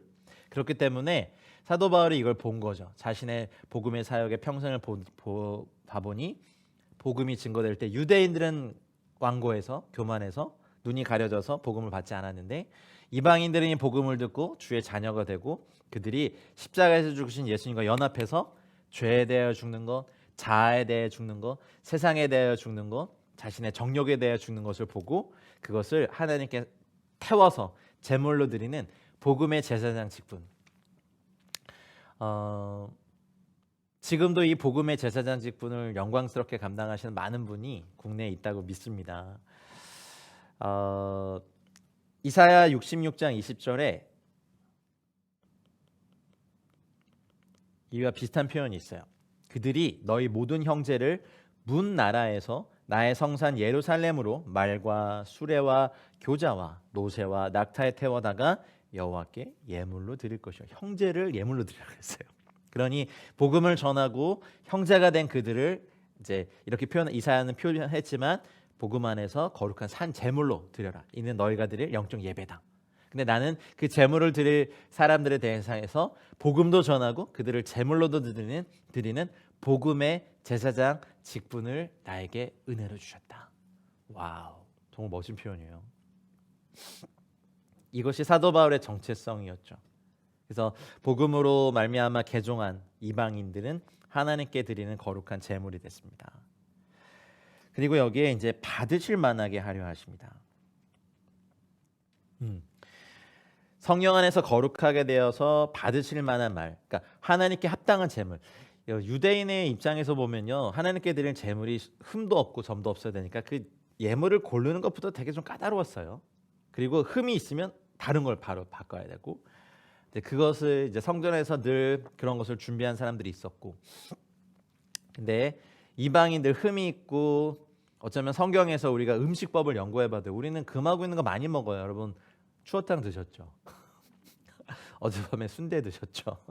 돼지고기 삼겹살 구워 드시고 껍데기 구워 드시고 토끼도 삶아 드셨나? 고양이도 삶아 드셨나? 염소탕도 드시고. 어쩌면 뭐랄까요, 유대인의 입장에서 보면 이방인은 합당한 제물이 아니거든요. 근데 그걸 다 무력화시키는 것이 십자가, 우리 주 예수 그리스도의, 그리고 성령 안에서 이미 복음을 전할 때 처음에 이제 고넬료의 집안에 성령이 임하셨을 때 논쟁이 돼서 사도들이 모여서 예루살렘 총회에서 이것은 선지자의 말씀과 합하다라고 딱 결론을 내리고 난 다음에 사도 바울은 가는 데마다 이방인들이 성령 받도록 기도해줬고, 바울이 기도하고 안수함에 그들이 성령도 받고 방언도 하고 예언도 했더라. 뭐 이런 것들이 곳곳에 나왔죠. 그러니 요걸 집어넣은 거예요. 엔 푸뉴마티 하기오, 성령 안에서 거룩하게 되더라. 그리고 그들이 헌물, 제물이 되더라. 나는 이 그리스도 예수의 일꾼이 되는 거, 그리고 이 일꾼으로 되어서 막 이방인들에게 복음을 전하고 그들이 하나님의 복음의 제사장 직분을 내가 감당하면서 이들이 제물로 드린 것이 나의 기쁨이다, 나의 영광이다. 근데 내 이 사도의 직분이 어떻게 주어진지 아느냐? 은혜 때문이다. 그래서 바울이 이 직분을 얼마나 영광스럽고 감사히 여기고 내가 그 마지막 때까지 이 사명을 감당하고 죽겠다라고 얘기하는 거죠. 여러분, 제사장은요 히브리어로 코헨이잖아요. 코헨이 가문, 그러니까 유대인들 중에서 코헨이라는 그 미들네임이나 서네임을 가진 가문은요 굉장히 영광스러운 가문이에요. 제사장 가문이거든요. 근데 그 제사장이 있는 성막에는 의자가 없죠. 제사장은 늘 서서 섬겨야 돼요. 하나님 앞에 감히 앉을 수 없어요. 근데 전 앉아서 죄송합니다. 그리고 제사장은요 헬라어의 원뜻을 보면요 라틴어로 보면 다리를 놓는 사람들이에요. 브릿지 빌더 같은 사람들이에요. 그래서 제사장은 하나님과 인간 사이의 다리 역할을 한 사람이고, 그래서 제사장의 직분을 굉장히 영화롭고 영광스럽게 구약에서 하셨죠. 그리고 제사장 직분을 아무나 할 수 없게 하셨어요.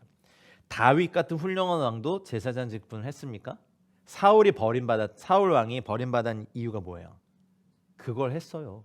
그리고 여러분, 우시아 왕이 굉장히 훌륭한 일을 많이 했는데 우시아 왕이 나중에 제사장이 드려야 될 제물을 드리다가 어떻게 됐습니까? 나병 환자가 갑자기 돼버렸어요.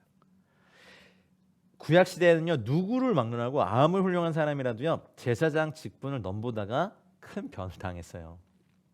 근데 이런 제사장 직분을 사도 바울은 자신에게 맡겼고 이방인을 복음의 제물로 삼아서 드리게 하는 일에 내가 사용되는 게 이게 은혜하고 영광스럽다라고 얘기하는 거죠.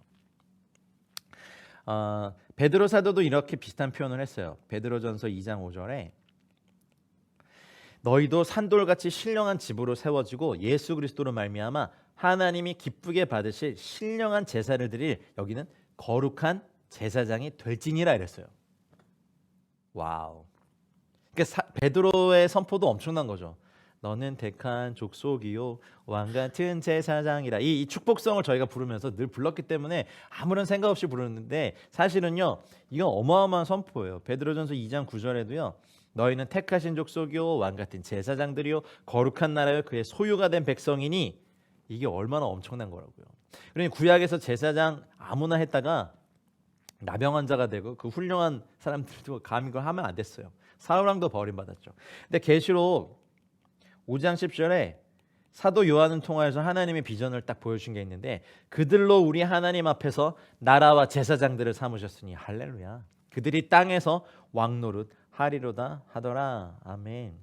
그러니 성령 안에서 거룩하게 되어 받으실 만하게 된 이 이방인들의 첫 번째는 제물로 드려졌고 이제 중보기도와 섬기는 제사장으로 세워지는 저희들이 이 은혜로 말미암아 선포된 복음 안에 들어오면 운명주의에 사로잡혀 살던 사람들이 기쁨으로 하나님의 섭리를 영접하고 나아가고, 그리고 교만한 사람이 겸손한 사람이 되고, 절망과 미움으로 병든 사람이 희망과 기쁨으로 하게 되고, 망할 수밖에 없던 사람이 복받는 사람이 되고, 창녀가 신부가 되고, 원수가 자녀가 되고, 이기적인 사람이 남을 배려하는 사람이 되고, 하나님을 대적하던 사람이 하나님을 경외하는 사람이 되는 게 은혜입니다. 그래서 사도 바울이 은혜로 로마 교회를 향하여 자기가 세운 교회도 아닌데 막 말해요. 그러니 어쩌면 사도 바울이 평생 이 감격을 가지고 살면서 매를 맞을 때도, 감옥에 갇혀 있을 때도 이 은혜의 감격 때문에 눈물을 흘리며 하나님을 찬양했고, 배가 고파서 웅크리고 있을 때도 이 감격 때문에 몸을 떨면서 하나님이 이렇게 중요하시는 일을 나같이 병신 머저리 같은 나에게 맡긴 이 같은 놈에게 어떻게 맡기십니까? 내가 굶어도 좋습니다. 매를 맞아도 좋습니다. 죽어도 좋습니다. 하겠습니다. 생명 바쳐 하겠습니다. 생명 바쳐 하겠습니다. 매 맞아도 좋습니다. 한번 생각해 봤어요. 사도 바울의 마음이 어땠을까? 은혜 받은 사람의 마음은 이러지 않을까요?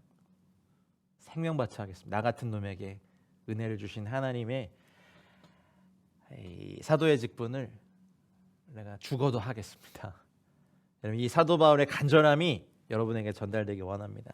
그러니 사도 바울은 디모데전서 1장 12절 같은 말씀, 우리 주께 내가 감사함은 나를 충성되게 여겨 내게 직분을 맡기심이고, 디모데전서 1장 14절에 우리 주의 은혜가 그리스도 예수 안에 있는 믿음과 사랑과 함께 넘치도록 풍성하였도다 말했죠. 고린도전서 15장 9절에 사도 바울이 뭐라 그래요? 나는 사도 중에 지극히 작은 자다. 내가 하나님의 교회를 핍박하였으므로 사도라 칭함을 받기에 감당치 못할 자로다. 근데 은혜로 말미암아 나의 나 된 것은 오로지 하나님의 은혜다. 얼마나 놀라운 은혜입니까? 이 좋은 일을 우리한테 맡기셨으니 여러분이 계신 자리에서 전도자로 사십시오.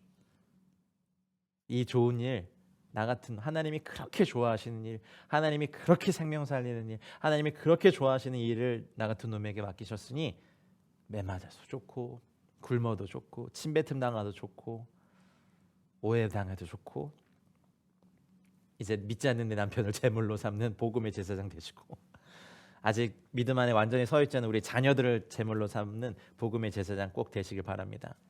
17절로 가겠습니다. 읽겠습니다. 그러므로 내가 그리스도 예수 안에서 하나님의 일에 대하여 자랑하는 것이 있거니와. 아멘. 별로 자랑하지 않는 사람이에요, 사도 바울은. 근데 그리스도 예수 안에서 하나님의 일에 대해서 여러분, 우리의 자랑이 물론 좀 부럽기도 합니다만 얼마 벌었어, 저택가서 그것도 여러분의 그냥 성취가 되겠지만 우리의 궁극적인 인생의 자랑이 그리스도 예수 발견한 것, 하나님의 은혜를 내가 누리는 것, 그 기쁨을 찬양하는 것, 예배할 수 있는 것, 전도할 수 있는 것, 말씀을 들을 수 있는 것, 말씀을 읽을 수 있는 것, 나 같은 놈에게 이런 복음 맡기신 것, 내가 전도해서 정말 그 어떤 사람이 변화되는 것, 이런 것이 우리의 일평생의 자랑됐으면 좋겠습니다. 내가 사업을 잘한 거, 물론 사람들이 칭찬해 주겠지만 여러분의 자랑은 되지 마십시오. 여러분의 자랑은 그리스도 예수 안에서 하나님의 일에 대해서만 자랑하고 싶습니다. 내가 얼마나 힘든 과정을 통해서 박사학위를 따, 그건 박수 받으실 일이죠. 근데 우리 일생의 자랑은 예수 안에서 하나님의 일만 자랑하는, 저희 선교단체도 그렇고 정말 주님 안에서 복음을 들은 영혼들이 돌아오는 것, 우리의 다음 세대들이 말씀 안에 자라나가는 것, 한 세대 전체가 하나님을 경외하는 세대로 일어나는 것, 한국 교회가 다시 잠에서 깨어나서 열방을 막 취하며 선교의 사명을 감당하는 것, 또 크리스찬 기업인들이 또 그 경제 영역에서 정말 상도도 없고 거짓말 투성이고 사기치고 빼앗고 도둑질하는 그곳에서 정말 하나님을 위해서 흑암 중에 숨겨진 보화와 재물을 하나님 나라에 이렇게 돌이키는 통로가 되는 것, 그래서 많은 영혼들을 살아나는 것, 그리고 그 직장에 고용된 많은 직원들도 주님 아는 것, 그리고 우리 가족들도 주님 찬양하는 것, 그냥 만나면 시댁 식구 흉보고 다른 남편 흉보고 연예인들 이야기하고 명품백 이야기하고 마사지 받은 거 이야기하고, 모르겠어요, 자매님도 주로 그런 거 얘기하시는 것 같은데 만나면 예수님 이야기하고 하나님의 일에 대하여 자랑하는 공동체는요, 그렇게 차 마시고 식사하는 자리면요 저도 꼭 끼고 싶더라고요. 그런 거 아니면 자식 이야기, 자식 자랑 이야기, 남편 이야기 흉보는 거, 정치인 형제들 같은 거 주로 정치인들 씹는 거 기득권 욕하는 거 좀 지겹지 않으세요? 전 좀 그렇던데요. 제가 대학은 제가 일반 대학을 나왔으니까 대학교 동창회 한번 나갔다가 그 낯선 이 분위기에 꺼다 놓은 보리자루 마냥, 왜냐면 이제 다들 중년대 나이니까 사회적으로 성공한 친구들도 있고 높은 자리에 있는 친구들도 있고, 근데 대부분 배도 이렇게 닿았고 머리도 이제 많이 까졌고 얘기하는 게 주식, 재투자, 아파트 산 거, 회사 상장한 거, 바람 피고 있는 거, 마누라한테 안 들키는 거, 정치인 이야기, 술집 어디 갔는데 마담 이쁘다는 얘기. 그러니까 믿음이 없는 일반 친구들 얘기입니다. 이혼한 이야기, 두 번째 결혼했는데 또 위기 있다는 이야기.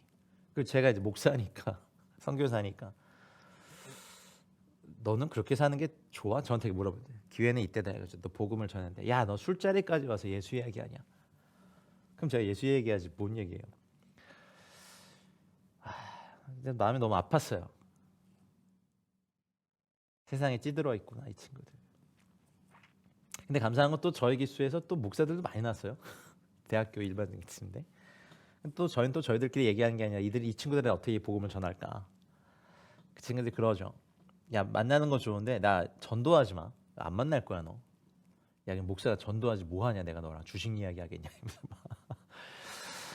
근데 이게 목사만 아니야. 우린 주님의 제자니까, 은혜 받은 자니까 우리가 자랑할 거 예수 그리스도 안에서 그리스도 하나님의 일 말고 사실 우리가 뭐가 그렇게 참된 거가 있습니까? 뉴스에서 읽은 거 그냥 한번 얘기할 가십거리에 불과하죠. SNS 상에서 뭔가를 본 거, 소셜 미디어에서 뭔가를 본 거, 우리 대화에 주된 것이 안 됐으면 좋겠습니다. 공동체도 모이면 정말 영혼을 위해서 기도하고 전도했는데 영혼이 바뀌고 양육받으면서 이분이 뭐 바뀌고 자기밖에 모르던 이기주의자가 이제 선을 행하는 사람이 되고 막 그런 거, 막 하나님의 일에 대해 자랑하는 거. 사도 바울이 지금 편지를 쓰면서 사도 바울이 일평생이 그랬으니까 툭 건드리면 복음밖에 나올 게 없죠. 여러분도 그러시면 좋겠어요. 대신 세상의 일도 잘 하세요. 그래서 뭐 세상의 성취는 세상 사람들이 칭찬해 주겠죠. 근데 우리의 자랑은, 적어도 우리의 자랑은 그리스도 예수 안에서 하나님의 일에 대해 자랑하고 싶습니다. 교회가 얼마나 의리에 몇천억 건물을 지었느니 그거 그렇게 자랑하고 싶으세요? 그리스도 예수 안에서 하나님의 일에 대하여 기뻐하는 공동체, 그리스도 예수 안에서 하나님의 일에 대하여 힘쓰는 사람들, 그리스도 예수 안에서 하나님의 일을 막 놀랍도록 얘기하고 풍성히 기뻐하는 그런 분들과 함께 주님 오실 때까지 복음의 일들 감당하고 싶습니다. 하나님 여러분, 사도 바울의 꿈은요 언제나 그의 기억보다 큰 것 같아요. 과거에 이런 부흥을 경험했고 어디 갔더니 어떤 교회가 개척됐고 그때 손수건 덮었더니 사람들이 났고 이런 거 자랑 안 해요. 그건 과거. 그러니까 사도 바울은 늘 그의 비전은 늘 그 지경을 넘어서 어디든 복음이 전파되지 않은 곳으로 막 내몰아갈 정도로 비전의 사람이었어요. 일평생 그리스도 예수 안에서 하나님의 일에 대해서 자랑하는 것, 온천하에 다니며 만민에게 복음을 전하는 것. 어쩌면 고린도전서 15장 10절에 사도 바울이 내가 나된 것은 하나님의 은혜로 된 것이니 내게 주신 그의 은혜가 헛되지 아니하여 내가 모든 사도보다 더 많이 수고하였다. 근데 내가 한 것이 아니고 오직 나와 함께 하신 하나님의 은혜로라. 우리 일평생 다 할 때 아니면 매 순간 이렇게 할 수 있는 건 하나님의 은혜였습니다 고백하는 저 여러분들 되시길 바래요. 로마서가 이제 마무리되어 가고 있습니다. 다 끝나고 여러분에게 주신 은혜, 내가 받은 은혜 너무 좋아서 이런 일을 안 하고는 못 견디는 저 여러분들 되시길 바랍니다. 18절로 갈까요? 읽겠습니다. 그리스도께서 이방인들을 순종하게 하기 위하여 나를 통하여 역사하신 것 외에는 내가 감히 말하지 아니하노라. 그 일은 말과 행위로. 어마어마한 일을 했죠. 근데 사실은 사도 바울의 사역에는요 그렇게 많은 기사와 표적이 기록되어 있지는 않아요. 베드로는요 특징 자체가 하나님 나라의 열쇠를 갖고 있었던 사도였기 때문에 어디를 가든 문을 여는 역할을 해요.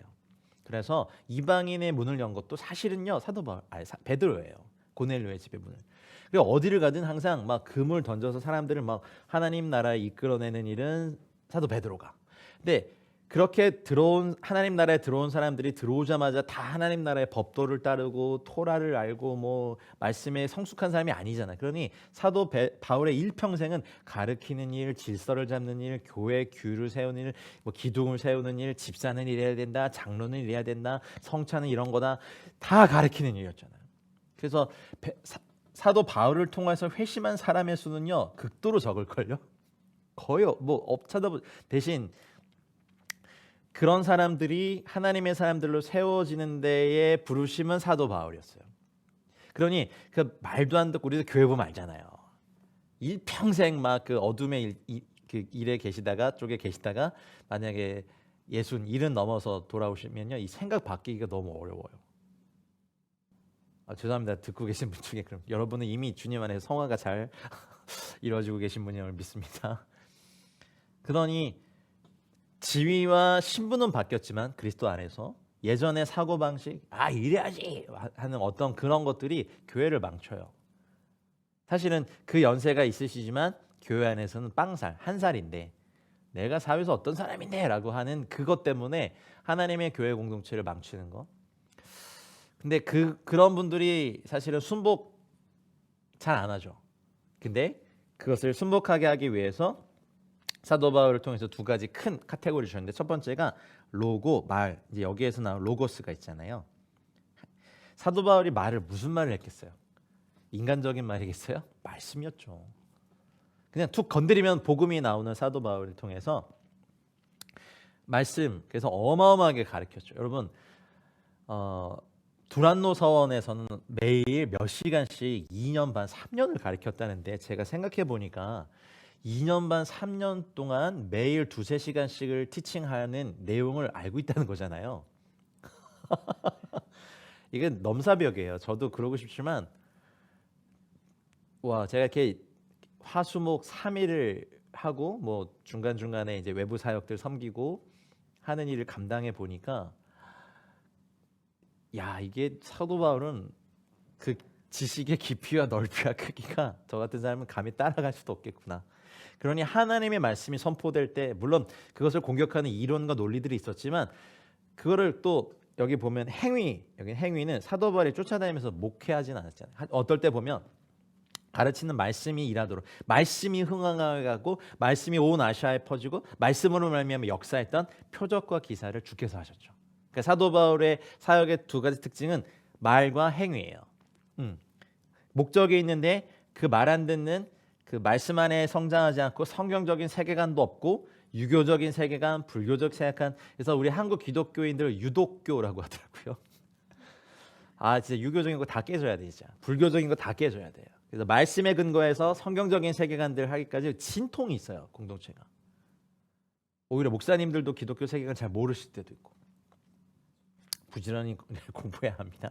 그러니 말과 행위로 이방인들을 순종시키고, 그래서 바울의 모든 사역은요, 데살로니가전서 1장 5절에 나온 것처럼요, 성령의 능력과 권능으로 하는 성령의 능력을 힘입은 사역이었어요. 복음을 잘 전하는 사람은요, 자랑할 것이 많아요. 복음을 전하는 자리에 있으면요, 희한한 일들이 많이 일어나요. 복음의 능력 때문에요. 근데 정말 포악하고 잔인하기가 이를 데 없던 사람이 뭐 복음을 듣고 눈물 흘리며 회개하는 것을 보는 그 감동이 있어요. 얼마나 놀라운 기적입니까, 여러분? 부모도 고치지 못한 후레자식, 선생님도 바르게 하지 못한 방탕아, 친구들도 바로 인도하지 못했던 아예 포기해버린 한 인생이 복음 듣고 예수 믿고 변화돼서 새롭게 돌아오는 걸 보면요, 이거 자랑거리, 간증이에요. 사실은 그런 것 때문에 사역하죠. 그런 거 보이니까. 이 기적 어디서 일어나는 겁니까? 바로 복음 전하는 현장에서 일어나죠. 그래서 사도 바울이 그리스도 안에서 하나님에 대해서 내가 자랑할 것 있다. 난 그건 자랑한다. 이방인들이 순종하게 하기 위하여서 나를 통하여서 역사하신 것 내가 너무 잘하고 싶다. 포악한 자들이 제자가 되고, 음란한 자들이 거룩하게 되고, 거짓말장이들이 진실해지고. 와, 이게 복음의 능력 아닙니까? 그러니 우리의 자랑이 있다면 복음 안에서, 예수 안에서 하나님의 일이 되시고, 그리고 여러분의 말씀, 그러니까 여러분이 입을 열 때마다 하나님의 말씀, 살리는 말씀, 은혜의 말씀이 선포되는 도구가 되시고, 행위, 기사와 표적과 하나님의 능력으로 말미암은 이 일들이 여러분의 인생에 가득하기를 원합니다. 19절 보겠습니다. 읽겠습니다. 표적과 기사의 능력으로, 성령의 능력으로 이루어졌으며, 그리하여 내가 예루살렘으로부터 두루 행하여 일루리곤까지 그리스도의 복음을 편만하게 전하였노라. 신약에는요, 이 기적을 지칭하는 어떤 세계 표준적인 용어가 있는데, 여기는 이제 두나메이, 권능, 권세와 능력. 여러분, 권세는요, authority and power, 그러니까 권위와 힘을 같이 갖고 있는 단어예요.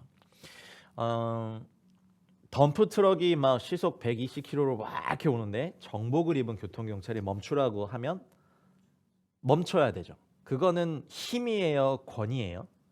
권위죠. 힘으로 치면 덤프 트럭의 그 가속도 붙은 덤프 트럭이 힘이 더 세요. 근데 권위가 부어진 힘을 갖고 있거든요. 힘 자체로는 약하죠. 근데 법이 준 권세가 있어요. 근데 그것이 포함된 단어가 두나미스예요. 그래서 오직 성령이 너에게 임하시면 너희가 권능을 받아라 라고 하는 그 두나미스가 있고, 두 번째는 여기 나와 있는 표적이라는 단어가 있고, 그리고 기사라는 단어가, 요 세 가지가 성경이 말하고 있는 기적을 지칭하는 세 가지입니다. 표적과 기사는 사실 서로 다른 별개의 사건을 가르치지 않고요. 동일한 사건을 다른 측면에서 본 걸 얘기해요. 그래서 기적은 표적인 동시에 기사인데 표적은 그 자체로 메시지가 있는 거예요. 바울이 그렇게 많은 축사 사역을 하지 않았지만 어느 지방에 갔을 때 며칠 동안 따라다니면서 귀신의 힘에 힘입어서 이 사람은 큰 하나님의 일을 말하는 사람입니다라고 했었던 그 존재에게 며칠 동안 괴로워하다 돌이켜서 그 귀신을 쫓아내죠. 근데 그때 거기서 이제 아데미 여신과 연결되어 있는 이제 그 어쩌면 밥그릇이 뺏기니까 그 상인들이 막 충동해서 사도 바울을 핍박하는 일이 일어납니다. 기억나시죠? 그렇다면 이제 여기서 말한 이 표적은 메시지가 있는 거예요. 우상 숭배와 경제적인 행동이 연결되어 있는 그 지방을 뒤집어 엎으시겠다는 하나님의 메시지인 거죠. 그 자체가. 그럼 사도 바울이 가는 때마다 어느 그 섬에 들어갔는데 그 물에 젖어서 불을 쬐다가 나무에 있는 뱀이 딱 물었단 말이에요. 근데 원주민들이 딱 봤을 때 저 사람은 참 불의한 사람이다. 바다에선 구원받았지만 이건 구원받지 못했다. 그러니까 죽을 거라고 생각하고 바라보고 있는데 안 죽어. 이것도 표적과 기사죠. 그래서 거기 있는 원주민들이 순복하게 되는 일이 있죠. 죽은 자를 살리거나 아니면 손수건이라도 이렇게 사도 바울이 막 텐트 메이크 장막 만드는 일을 하다가 어떤 이런 옷이나 손수건을 얹었을 때 사람들이 나는 것도 표적이죠. 그러니 사도 바울이 의도한 건 아닌데 하나님께서 그것을 일으키시니까 말은 계속해서 가르쳤고 하나님 나라를 선포했고 주 예수 그리스도에 관한 것들을 낱낱이 다 전했고 사도 바울이 그때 전했던 복음은 구약에 있는 복음입니다. 그리고 서신서가 쓰여지면서 나중에 신구약이 완성되죠. 그러니 말과 행위, 표적과 기사의 능력으로 그리고 성령의 능력으로 이루어졌다. 그래서 예루살렘으로부터 두루 행하여 일루리곤까지. 아까 일루리곤 말씀드렸어요. 지금의 알바니아와 유고슬라비아의 일부까지 포함된 그 지역까지 2,000km를 두루 다니면서 그리스도의 복음을 편만하게 전한 이 사도 바울의 열심이 나옵니다. 사도행전 19장 11절 12절에 보면 하나님이 바울의 손으로 희한한 능을 행하게 하시니 심지어 사람들이 바울의 몸에서 손수건이나 앞치마를 가져다가 병든 사람에게 얹으면 그 병이 떠나고 악귀도 나가더라. 근데 사도 바울의 주 사역은 가르침과 선포였어요. 근데 병 고침과 악귀를 떠나게 한 사역도 하나님이 같이 일으키셨죠. 그러니 사도 바울이 그 사역의 주권이 자기에게 능력이 있는 게 아니라 성령의 능력, 하나님의 능력 안에 있다라고 하는 겁니다. 여기 보면 이렇게 가루가 쳐져 있죠. 저희 이제 헬라어 본문을 때 푸뉴마토스 하교 그러면요 이게 성령의 능력이고 푸뉴마토스 데오라고 하면요 하나님의 능력이에요. 둘 다 그 본문에 따라서 다른 사본에 따라서 있는 것들을 같이 이제 실어놓죠. 어쨌든 하나님이 한 분이시니까 사도 바울이 이렇게 말한 것. 그래서 고린도전서 2장 4절에 내 말과 내 전도함이 지혜에 권하는 말로 하지 아니하고 다만 성령의 나타남과 능력으로 했다라고 사도 바울은 자신의 사역에 대해서 이렇게 얘기했죠. 하지만 요 앞절 고린도전서 2장 3절에 보면 내가 너희 가운데 거할 때 약하고 두려워하며 심히 떨었다. 이렇게 한 것처럼 이 능력이 나에게 있지 않음을 사도 바울은 안 거죠. 우리의 모든 능력의 근원이 성령님께 하나님께 있음을 저희가 기억하셔야 됩니다. 여기 이제 호스테라고 하는 요 단어 이게 이제 접속사인데요. 그리하여라고 해요. 그리하여. 보통 이제 결과적으로 이끄는 역할을 해요. 그래서 성령의 능력, 표적과 기사의 능력으로 말미암아 그리하여 이방인들에게 하나님의 영광을 선포하고 그들을 하나님의 나라로 이끌어들이는 이것을 내가 할 수 있었다. 근데 성경을 보면 사도 바울이 예루살렘에 가서 선교를 했다는 기록은 없어요. 근데 그럼에도 불구하고 바울은 자기가 예루살렘에서부터 복음을 가득하게 채웠다고 했는데 뭔가 이유가 있지 않을 것. 사도 바울이 거짓말 했을 리는 없고. 그래서 좀 성경을 뒤져보니까 사도행전 22장 17절로 21절 말씀에 보면 후에 내가 예루살렘으로 돌아와서 성전에서 기도할 때 비몽사몽간에 봄에 주께서 내게 말씀하실 때 속히 예루살렘에서 나가라. 저희는 네가 내게 대하여 증거하는 말을 듣지 아니하리라 하시거늘. 사도 바울이 이제 막 말해요. 주여, 내가 주 믿는 사람들을 가두고 각 회당에서 때리고 주의 증인 스데반의 피를 흘릴 적에 내가 곁에 서서 찬송하고 그 죽이는 사람들의 옷을 지킨 줄 저희도 압니다. 이 말은 뭐예요? 주님, 제가 저를 아는 사람들에게 복음을 증거하면 들을 겁니다. 근데 주님이 그러셨어요. 아니다, 떠나가라. 내가 너를 멀리 이방인에게로 보내리라 하셨는데, 그러니까 사도 바울은 예루살렘에서 자기를 아는 사람들에게 복음을 증거하려고 했지만 하나님이 바로 떠나보내셨어요. 성전에 올라와서 열심히 기도를 하고 갔어요. 떠나라, 내가 너를 멀리 이방 사람들에게 보내리라. 깨우쳐 주신 거죠. 그래서 바울이 사실 복음을 전하기 위해 본격적으로 나선 건요, 이때부터예요. 예루살렘 성전에서 주님의 음성을 들었을 때부터. 그래서 예루살렘에서 복음을 전하려고 시도했던 것이 사실이죠. 그러니까 사도 바울의 이 말이 과장이 아니죠. 자신의 마음은 내가 그때 같이 이 일을 했던 사람들에게 먼저 복음을 증거하고 싶은데 사랑하는 사람이 있었는데 주님이 원치 않으시고 떠나 있어요. 그러면 사도 바울의 전략은요, 살펴보면 주로 지금으로 보면 관문 도시 같은 중요한 도시에 가서 어떤 전략적인 하나님을 만나게 하신 사람들에게 복음을 전했던 이 일을 했단 말이죠. 그러면 사도 바울은 그 도시에 있는 사람들의 복음을 전하고 그 도시 주변에 있는 지역의 사람들은 누가 전했습니까? 이렇게 제자가 된 사람들이 그 주변 지역의 사람들에게 복음을 전했죠. 그러니 예루살렘에서부터 일루리곤 2000km에 이른 전 영역에 이렇게 사도 바울의 가르침을 듣고 제자가 된 사람들이 두루 다니며 복음을 전했죠. 그래서 데살로니가전서 1장 8절에 주의 말씀이 너희에게로부터 마케도냐와 아가야에게만 들릴 뿐 아니라 하나님을 향하는 너의 믿음의 소문이 각 처에 퍼진 고로 우리는 아무 말도 할 것이 없노라. 그러니 사도 바울이 이걸 안 거죠. 자기는 곳곳에서 거점 도시에서 복음을 전했지만 이 복음을 들은 사람들이 곳곳에 흩어져 나가 이 복음을 전했다는 거죠. 나중에 로마에 가서 순교했죠. 근데 사도 바울이 순교하고 나서 100년도 되기 전에 로마 제국 방방곡곡에 예수 그리스도의 이름을 듣지 못한 사람이 없을 정도로 복음이 가득 찼어요. 바울이 살아있을 때뿐만 아니라 바울이 죽고 난 다음에 복음이 더 힘있게 증거됐다고요. 그래서 로마 제국 전역에 예수 그리스도의 복음으로 가득 차고 나중에 터툴리안 같은 유명한 교부가 뭐라고 했는지 아세요? 로마 제국의 황제와 지도자들을 향해서 이렇게 말했어요. 이제 보라, 너희들이 제사하는 신전을 빼놓고 우리가 그리스도의 복음을 전하지 아니한 곳이 어디 있는가? 한번 보라. 너희들이 제사하는 신전을 빼놓고 예수의 이름이 증거되지 아니한 곳이 없다. 말해봐라. 터툴리안이 그랬어요. 이 복음의 능력입니다. 예루살렘으로부터 일루리곤까지. 그러니 1000만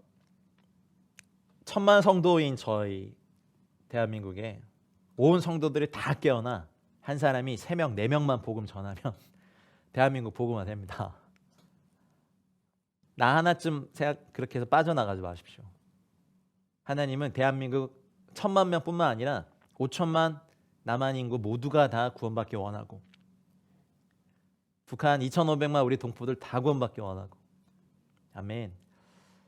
그리고 각 나라마다 전도자들이 일어나고 선교사들이 일어나서 모든 민족을 복음화하는 데 사용되기 원하십니다.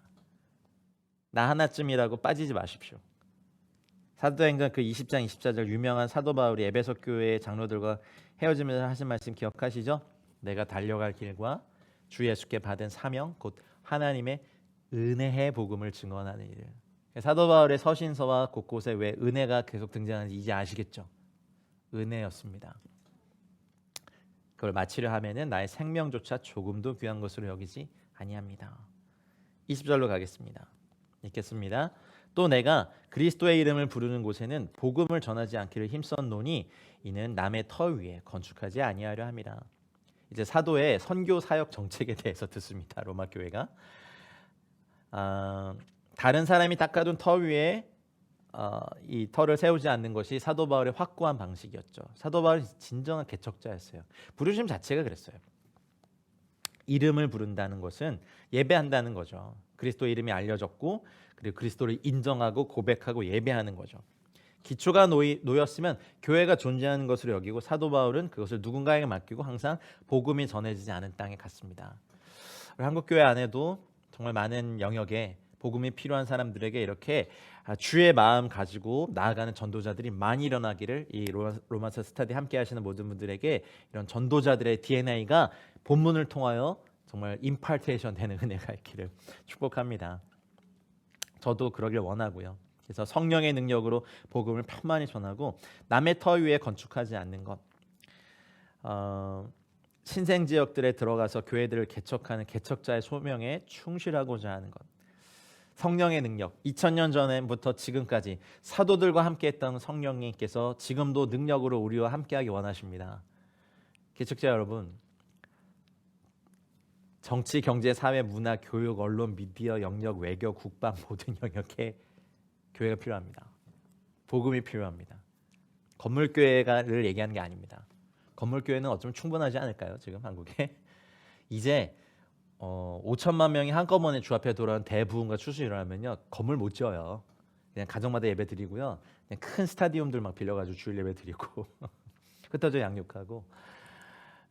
북한은 좀 걱정하지 않아도 되는 게 각 마을마다 제일 좋은 곳에 뭐 김일성 막 김정일 뭐 이런 거 막 학습하는 그런 가장 좋은 우리식으로 치면 뭐 교습소 같은 데가 있대요. 그거 다 우리 십자가 달고 바꿔서 교회합시다.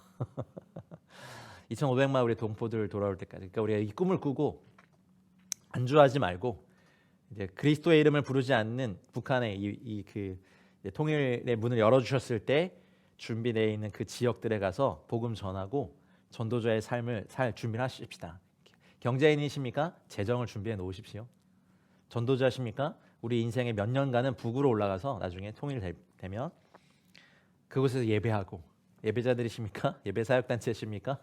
평양 김일성 광장에 데이비 텐트 쳐놓고 끊임없이 팀들이 거기서 교회별로 팀별로 순서 정해서 계속 예배합시다. 무모합니까 제가? 아니 근데 무모해야 뭐라도 하죠 우리. 평양뿐만 아니라 개성, 원산 곳곳에 거기 주의 이름 부르지 않는 그 지하교회 교인들과 우리가 동역해서 그분들을 세워드리고 그 서슬퍼런 핍박을 견뎌온 그분들이 복음을 전할 수 있도록 우리가 후방에서 지원한 사역만 해도 그분들 복음 정말 잘 전하실 거예요. 사도 바울의 이 말들 이제 우리에게 일어나길 원합니다. 마지막 절입니다. 같이 읽겠습니다. 기록된 바 주의 소식을 받지 못한 자들이 볼 것이요 듣지 못한 자들이 깨달으리라 함과 같으니라. 이게 사도 바울의 선교 정책이었어요. 이것을 이제 로마 교회와 나누는 거예요. 자기가 세운 교회도 아닌데 이제 나 이거 하러 갈 건데 나 이제 기도로 물질로 같이 하자. 너희도 같이 동역하자. 뭐 이런 거예요. 이렇게 담대히 말할 수 있는 건 은혜. 로마 교회뿐만 아니라 서바나 아니 그 모든 지역에 기필코 주의 복음을 나 같은 사람 보내서 전하게 하실 주의 은혜의 역사를 아니까. 저도 여러분들에게 이슬람권 선교, 뭐 나중에 뭐 확장을 해주시면 힌두교권 선교, 공산주의권 선교 포기하지 맙시다라고 계속 말씀드리고 싶어요. 아직 주의 소식을 받지 못한 자들이 봐야 될 사람들이 많아요. 듣지 못한 자들이 깨달아야 될 게 많아요. 우리 인생 가슴에 뭐 더 넓은 집, 좋은 막 그 뭐 몇십억 부자, 몇백억 부자 그런 걸 꿈으로 삼지 마세요. 그건 그냥 성취는 하시되 여러분 자랑으로 하지 마시고 우리는 그리스도 예수 안에서 하나님의 일을 자랑하고 이 말씀 기록된 바 어디 말씀이에요? 이사야서 52장 15절 말씀이거든요.